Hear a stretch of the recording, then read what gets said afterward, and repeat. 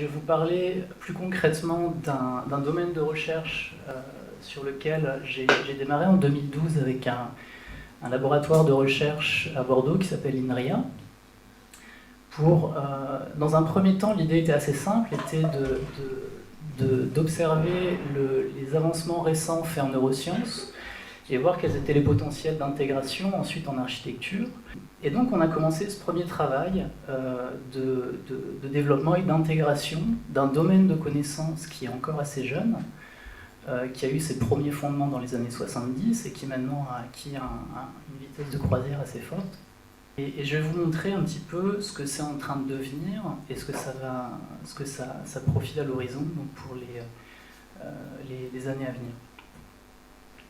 Alors d'abord, en parallèle de ça, au niveau des enseignements, c'est-à-dire en parallèle des recherches et de la prospective technologique un petit peu que j'ai pu faire, c'est déroulé sur 3 ans, ici également, un studio de licence. C'est un studio qui s'appelait Résolution régressive. Et donc il y a 3 ans, ce n'était pas tellement un terme très intéressant. Aujourd'hui, ça gagne beaucoup en importance dans la mesure où on voit l'évolution de la notion de résolution qui était d'abord portée par tout ce qui était traitement visuel dans les écrans, etc., vers la matérialisation et la vitesse d'expérimentation qu'il y a eu ces dernières années en architecture autour de la résolution. Ce terme-là est devenu beaucoup plus important.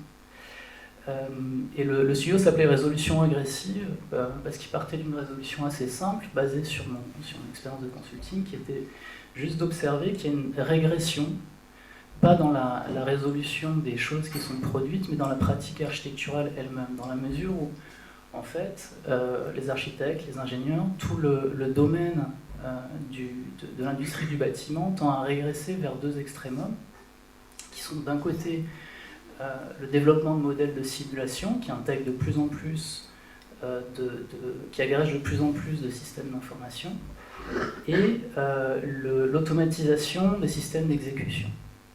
Donc là, vous voyez 2 exemples assez concrets qui sont devenus très populaires. À gauche, vous voyez un modèle de simulation qui agrège des données environnementales météo en temps réel et quasi réel, qui s'appelle The Worldwide Map, qui est un ensemble de librairies JavaScript open source qui tourne en ligne sur n'importe quel ordinateur, etc. Et son but est en fait tout simplement de démocratiser l'exploitation des données environnementales.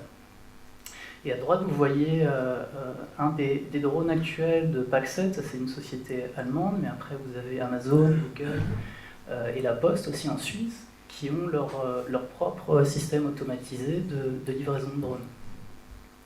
Et donc quand on a atteint un système d'automatisation dans un domaine de service aussi répandu que la livraison des biens et des services, qui est déployable partout dans le monde, je pense qu'on a atteint un niveau de régression dans la pratique qui est vraiment observable. Donc sur cette observation-là, on a fait travailler les étudiants pendant 3 ans là-dessus pour essayer de faire émerger une vision un petit peu plus grande et vaste du domaine de pratique que vous, les étudiants actuels, pourraient avoir dans les prochaines années lorsque vous allez diplômer. Et c'est un champ extrêmement vaste. Mais pour moi, ça a surtout développé deux grandes questions sur lesquelles j'ai basé mes recherches. La première, c'est comment interpréter de manière pertinente de tels modèles qui agrègent une quantité d'informations vraiment impressionnante et continuellement grandissante. Et ça, c'est un problème similaire au big data aujourd'hui, c'est-à-dire comment faire encore du sens dans les données d'information dans la mesure où la plus grande masse d'informations qu'on produit, c'est une information de consommation et pas de production. Et la deuxième question, c'est comment, donc à l'opposé, comment permettre à des systèmes automatisés d'exécution qui sont de plus en plus versatiles. Un exemple le plus concret, c'est les drones aujourd'hui. Mais il y en a énormément d'autres dans la robotique modulaire et distribuée. C'est comment permettre à ces systèmes d'apprendre et de s'enrichir, de développer des comportements adaptatifs. Et ça, c'est un domaine de plutôt, disons, de la robotique évolutionnaire. Je pense que ça a un enjeu également extrêmement concret dans le futur de la pratique architecturale. Donc ces deux questions-là ont été un petit peu macérés pendant les 3 dernières années. En tout cas, une position d'architecte pourrait être celle-là, c'est que la cognition intégrée, l'intégration de certaines propriétés cognitives propres à l'être humain, dans ces modèles d'intelligence, couplés avec les développements récents d'intelligence artificielle, pourrait permettre de développer quelque chose d'autre qu'une pure automation, quelque chose qui soit enrichi par l'apprentissage cognitif qui est propre à l'homme et qui est beaucoup plus performant que n'importe quel modèle d'ordinateur aujourd'hui. Donc ça, c'était les hypothèses qui, donc au départ, étaient très naïves, posées comme ça, basées sur des observations assez brèves, mais qui finalement ont pu gagner en consistance. Alors je vous montre quand même quelques images de ce qui a été produit par les étudiants pour vous montrer un petit peu l'étendue du travail, même en licence, qu'ils ont pu acquérir en se positionnant de cette manière-là, sur ces deux extrêmes, en modélisant à la fois des modèles environnementaux de simulation, pour essayer d'identifier des problèmes beaucoup plus vastes que ceux liés à un territoire, mais plutôt liés à des problèmes ambiants, et développer également, de manière beaucoup plus spécifique, des manières d'intervenir et d'automatiser l'exécution de ces interventions-là. Donc par exemple, ici vous voyez le travail d'un étudiant qui a modélisé sur Processing un système de modélisation du vent où il récupère en temps réel des données du vent du Vésuve et essaye de simuler essaye d'anticiper l'éruption du Vésuve, parce qu'on sait que ça peut arriver très bientôt, pour développer ensuite des comportements de prévention avec des systèmes d'agents. Au-dessus, vous voyez un étudiant de la dernière session de l'été dernier qui a travaillé sur un système de dépollution minière par agent, où donc il a cherché à réduire la complexité des flux de l'eau, d'abord en 3 dimensions, puis 2 dimensions, puis 1 dimension. Et ça a pu développer des modèles de plus en plus abstraits, mais de plus en plus opératifs. Et à droite, vous voyez un ensemble de travaux et de prospectives sur l'automatisation de certains types de fabrication dans des milieux un petit peu plus pauvres en ressources, comme les déserts, de sel, de sable et d'eau. Ça, c'était la première session. Voilà, donc ça, c'est pour le travail qui avait été produit par les étudiants dans ce sens-là. Et donc, en parallèle de ça, certains nombres de progrès ont été faits au niveau de la recherche pour intégrer ces fameuses connaissances et progrès en neurosciences pour l'architecture. Donc un peu de temps après ce premier workshop qui a été fait en 2012 à Malaquais, il y a eu donc cet événement co-organisé par l'école également et puis par RFR, qui s'appelait AAG, Advances in Architectural Geometry, et où on a pu développer quelque chose d'extrêmement compliqué, puisque les neurosciences en fait sont encore un domaine très jeune et communiquent très peu avec d'autres disciplines et encore trop peu avec les domaines créatifs. Donc avec ça, on a pu développer 2 librairies d'intégration, une pour Grasshopper, une pour Processing, qui d'ailleurs seront mises en ligne très bientôt. Et donc à la suite de ça, on a continué nos travaux, on les a présentés à ECAD, à Acadia. Mais surtout, la chose la plus intéressante, je pense, à vous montrer, c'est que lors du dernier workshop qui a été fait, en 2013-2014, toujours à Malaquais, certains étudiants ont montré tellement d'intérêt, et je pense que le transfert et l'intégration de certaines connaissances était suffisamment bien fait et stable pour qu'au bout de quelques mois, ils s'approprient les connaissances et développent leur propre start-up. Et donc aujourd'hui, vous avez un ancien étudiant de Malaquais que vous voyez ici, David, que j'ai aidé à monter au début de l'été 2014, une start-up qui s'appelle Cinétique, qui est aujourd'hui à Budapest, et qui marche tellement bien maintenant qu'ils embauchent des ingénieurs et des architectes. Et au centre, vous voyez un des premiers exemples de développement qu'on a mis en place pour aller à la fois chercher des investisseurs, mais aussi mettre en place tout l'appareillage technique, qui s'appelle The Blonde Girl Experiment, où en fait l'idée était assez simple, c'était essayer de mettre en place un système de sélection ou de discrimination de forme, au lieu de créer de la variation, créer de la discrimination, en utilisant la capacité donc, du cerveau humain, propre à nous tous, à trouver du sens dans un champ très vaste d'informations. Donc on avait un flux continu et très rapide, à quelques centaines de millisecondes, des images qui défilaient. Donc on n'a pas le temps de reconnaître l'image. Et l'idée, c'était de sélectionner et de ranger l'image à un moment donné où on trouvait un certain signal dont je vais vous parler tout à l'heure. Donc, pour faire plus simple et vous expliquer à quoi correspond une interface, c'est pas tellement compliqué en fait, il y a 4 grandes phases. Il y en a une qui consiste à avoir un protocole de stimuli visuels, c'est-à-dire que vous avez une chaîne d'informations visuelles qui défile devant vos yeux. Elle est plus ou moins complexe, suivant le travail que vous voulez effectuer, et a plus ou moins de sens. En face de ça, il y a un utilisateur, une personne comme vous, comme moi, qui n'est pas forcément entraîné à ce genre de travail, et qui voit défiler ces images à une vitesse beaucoup plus rapide que son raisonnement ne peut travailler, ne peut opérer. Donc ce qui se passe, c'est qu'on joue sur des capacités antérieures du cerveau humain, propre à nous tous, qui est celui de l'apprentissage. Et on apprend tous, à partir du moment où on voit le jour, on apprend tous par expérience à appréhender son environnement, à interagir avec lui, etc. Et on provoque en fait dans notre cerveau tout un système computationnel hyper performant, beaucoup plus performant que n'importe quel algorithme de machine learning aujourd'hui. C'est pour ça qu'aujourd'hui c'est aussi intéressant de coupler les deux. Donc vous avez cet utilisateur-là avec cette capacité cognitive incroyable. Et on place sur sa tête ce qu'on appelle un casque d'acquisition, qui peut avoir diverses formes, qui peut ressembler à un ensemble de câblages complètement cauchemardesque ou tout simplement un simple serre-tête, ça dépend de la complexité.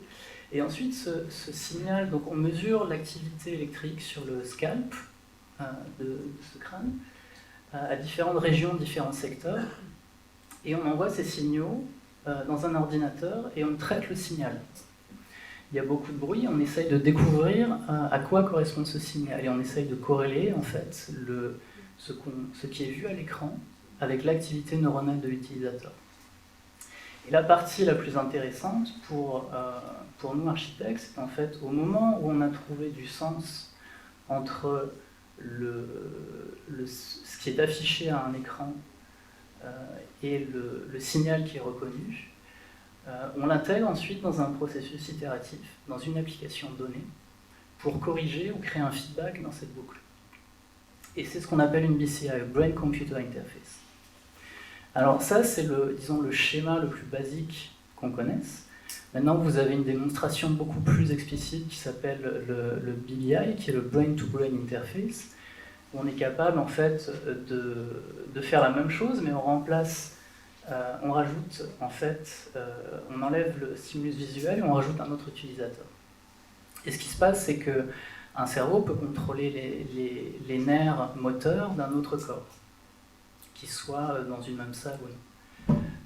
Et ce que ça veut dire, en fait, c'est assez significatif. Ça veut dire tout simplement qu'on connaît suffisamment bien l'appareillage biologique du corps humain pour pouvoir l'intégrer dans les processus computationnels. Et ça, c'est hyper important dans la mesure où vous allez être confronté un petit peu, enfin vous êtes confronté tous les jours déjà à travailler avec l'ordinateur, mais c'est pas un processus passif. Et ça, c'est dû à l'évolution donc de l'accès à ces innovations technologiques et aux matériaux biologiques en même temps. Donc ce qu'on a développé par rapport à ça, dans la cognition intégrée, c'est ce qu'on a d'abord appelé neurodesign, puis ensuite itération augmentée.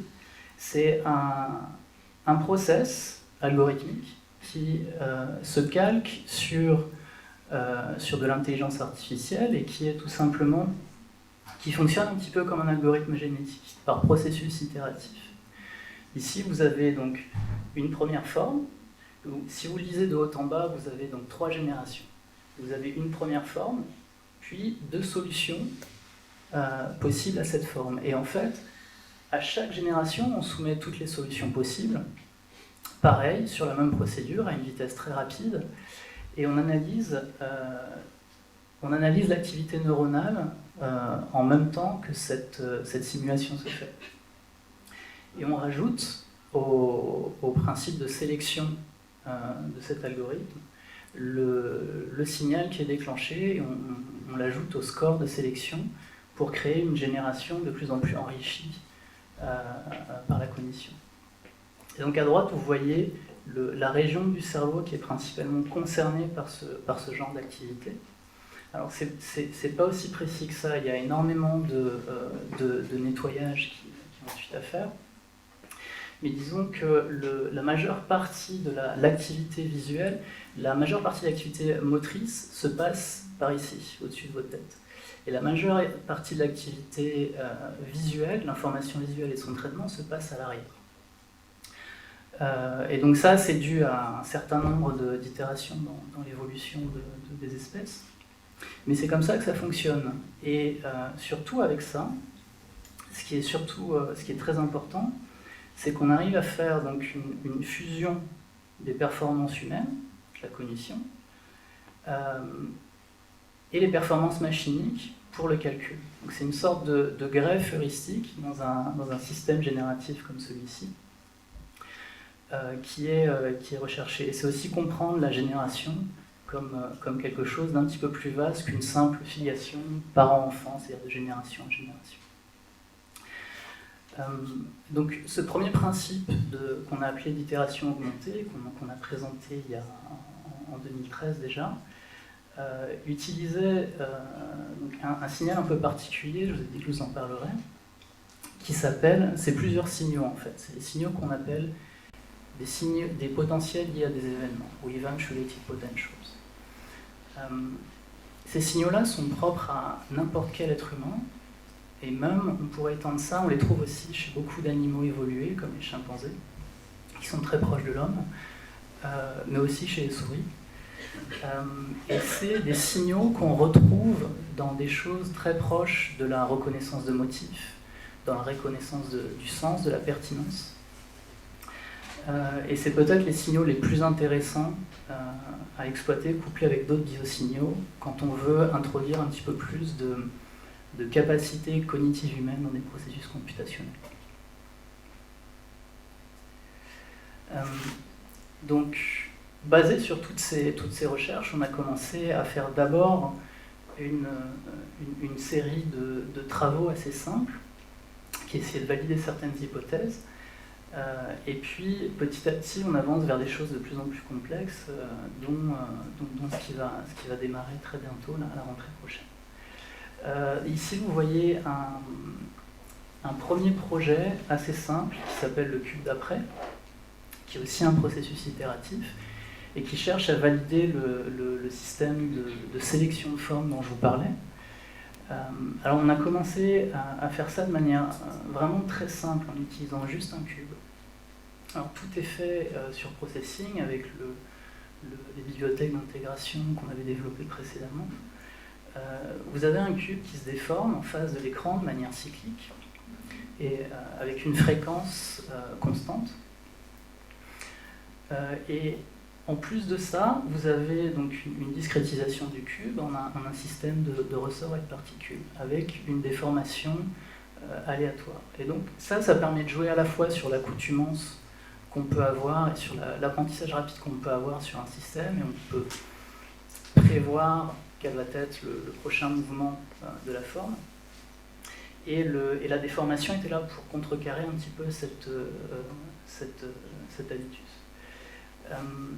Et donc ce qui se passe, c'est assez simple, c'est qu'il y a cette fois-ci une interface cerveau-ordinateur qui est faite sans fil, juste pour essayer ça avec plusieurs utilisateurs et la facilité d'interchangeabilité. Et au fur et à mesure que le cube se déforme, ils se déforment en continu. On sélectionne, on gèle le mouvement de manière discrète, on ne le voit pas, on gèle la forme et on la range quelque part. Dès que ce fameux signal de reconnaissance de pertinence est effectué. Et en l'occurrence, là, l'utilisateur, donc c'était moi-même et quelqu'un d'autre, on était entraîné pour reconnaître un cube, c'est-à-dire on a fait cet exercice-là pendant un mois, plusieurs fois par jour, pour reconnaître un cube et essayer d'adapter le signal et s'assurer que le signal qu'on détectait, la reconnaissance faisait au bon moment. Et ce qu'on a découvert, en fait, dans cette progression, dans cette continuité temporelle, c'est qu'en fait, il n'y a pas de... l'image d'un cube, ou disons la capacité cognitive qu'on peut avoir à reconnaître quelque chose de pertinent par rapport à une image, un terme donné ou une notion donnée, n'est pas forcément attachée à ce à quoi on croit. Et donc de là a démarré quelque chose, une entreprise beaucoup plus vaste qui va se développer en une recherche de plusieurs années finalement, qui est l'enrichissement de ces process computationnels avec de la cognition, qui va bien au-delà de la performance de discrimination. Et en bas, donc, vous voyez une des pièces finales. Donc, il y a 5 pièces là qui correspondent aux 5 différentes semaines, donc ça a été fait pendant un petit peu plus d'un mois. Donc sur les 5 différentes semaines où ça a été fait, on a pris une pièce qui était suffisamment caractéristique pour montrer qu'il n'y avait pas tellement de progression continue ou d'adaptation du cerveau pour converger vers une reconnaissance optimale. Donc ça, c'était la version simple.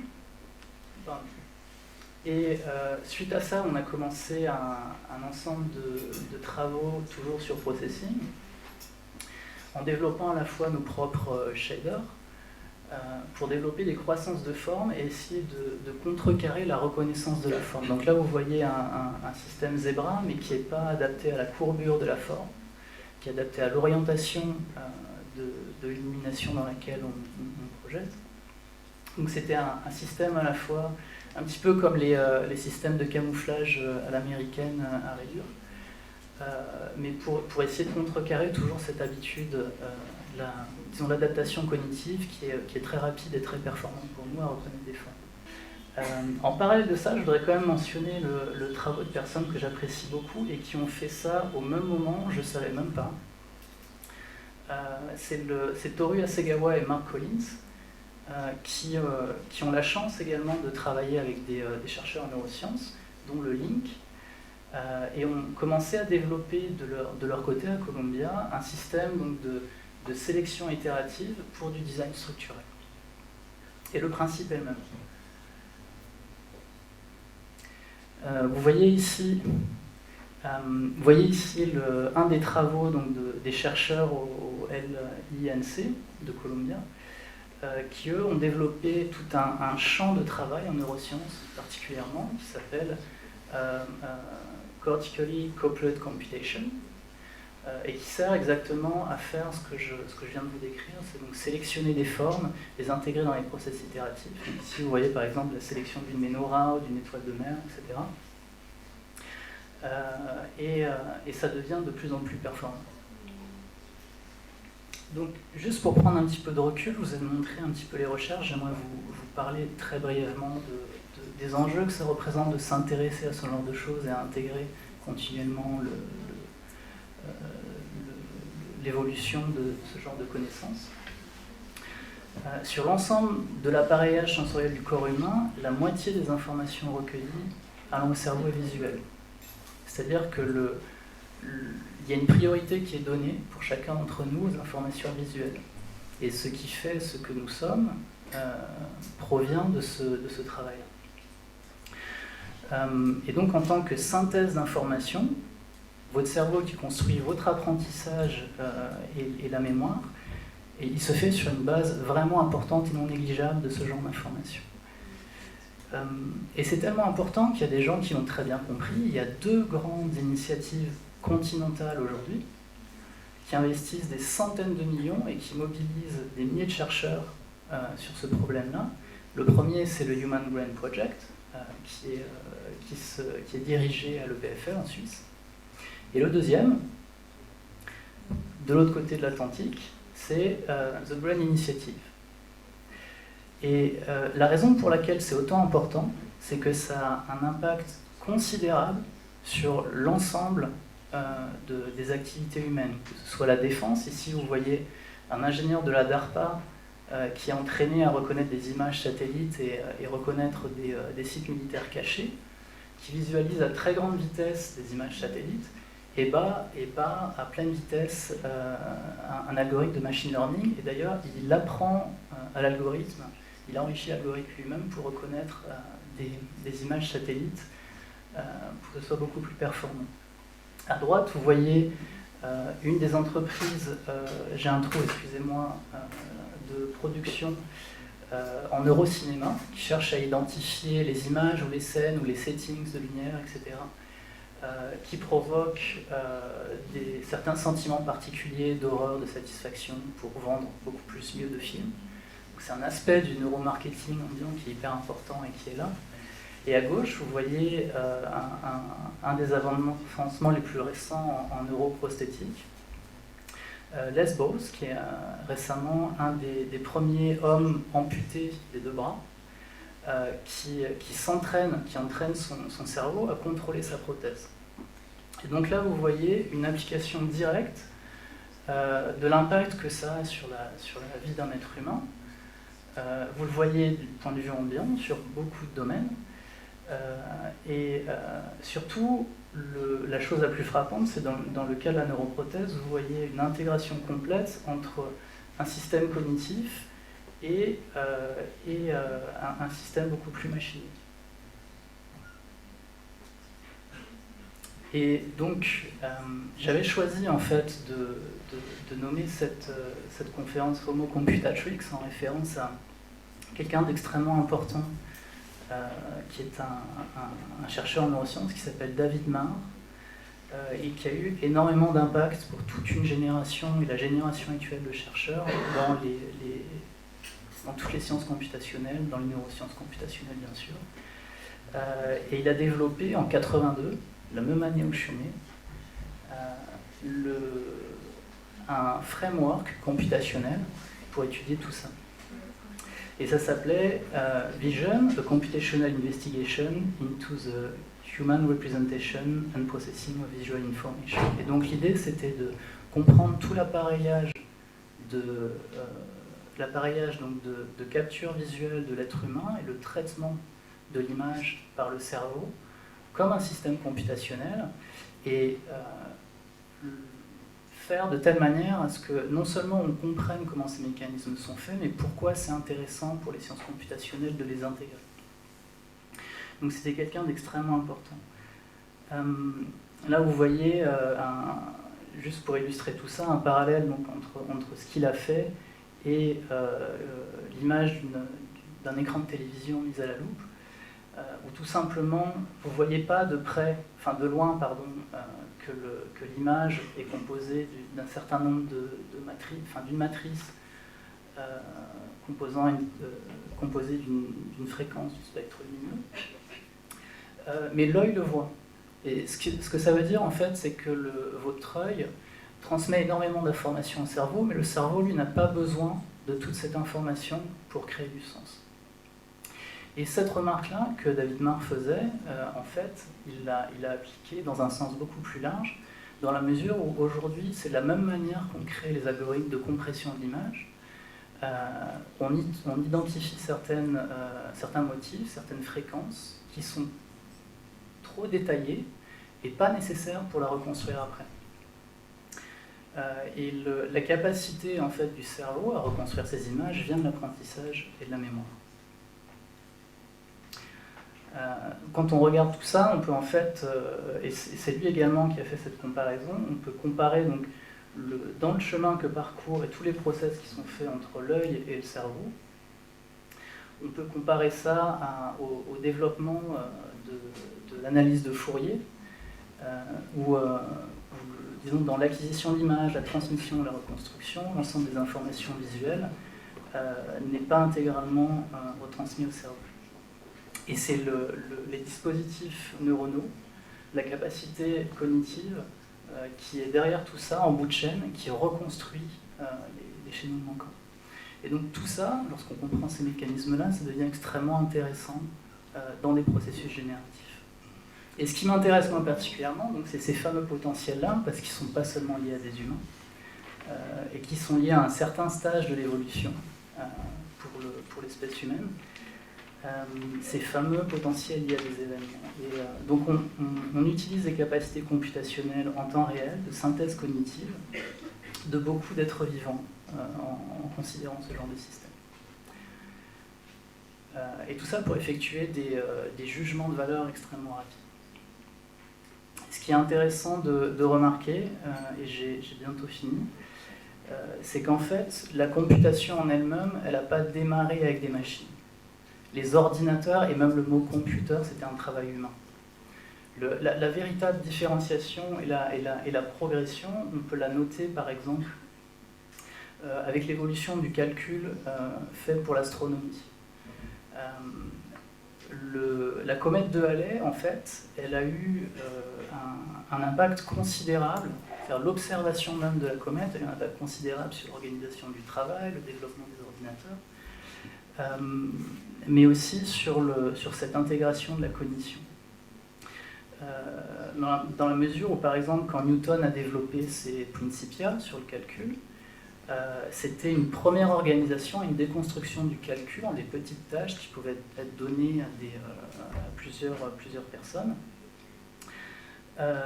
Et ensuite, là, vous voyez à droite Claude Clairaut, au XVIIIe siècle, qui essaye d'effectuer l'estimation du retour de la comète.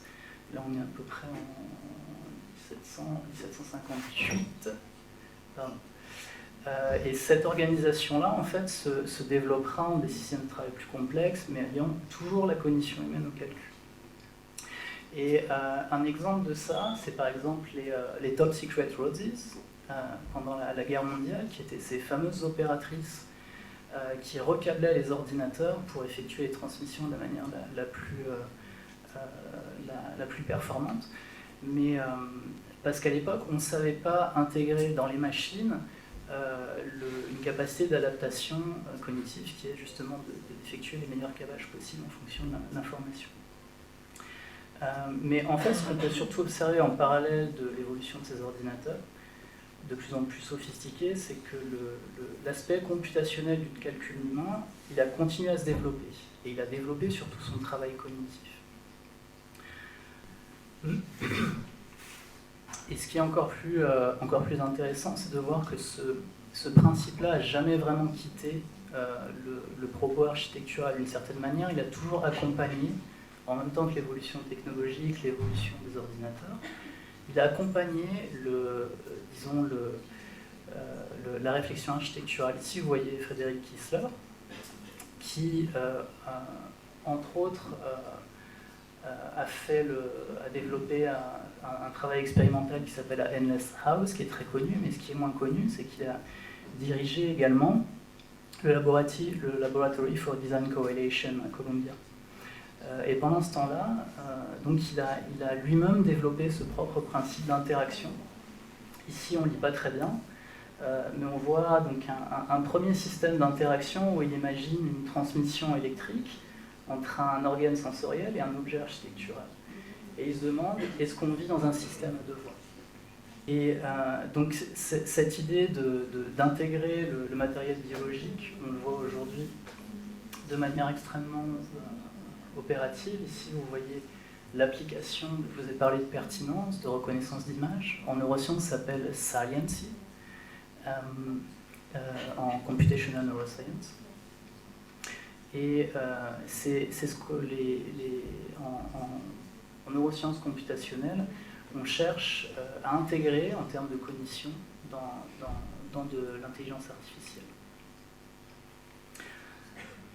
Et donc pour finir, si on voulait remonter encore plus loin, je pense qu'une des personnes, et même à une période aussi classique, qui a su intégrer malgré le manque de connaissances scientifiques à ce niveau-là, l'importance de ce process entre l'œil et le cerveau, c'est peut-être Claude Clairaut. Et il l'a fait, c'est d'autant plus intéressant parce qu'il l'a fait au moment où il a écrit son ordonnance des 5 espèces de colonnes, d'après la méthode des anciens, pour développer son principe de beauté arbitraire. Et donc on voit où le mode de jugement, même dans le propos architectural, a été lié tout au long de l'histoire de l'architecture à cet appareillage. Merci.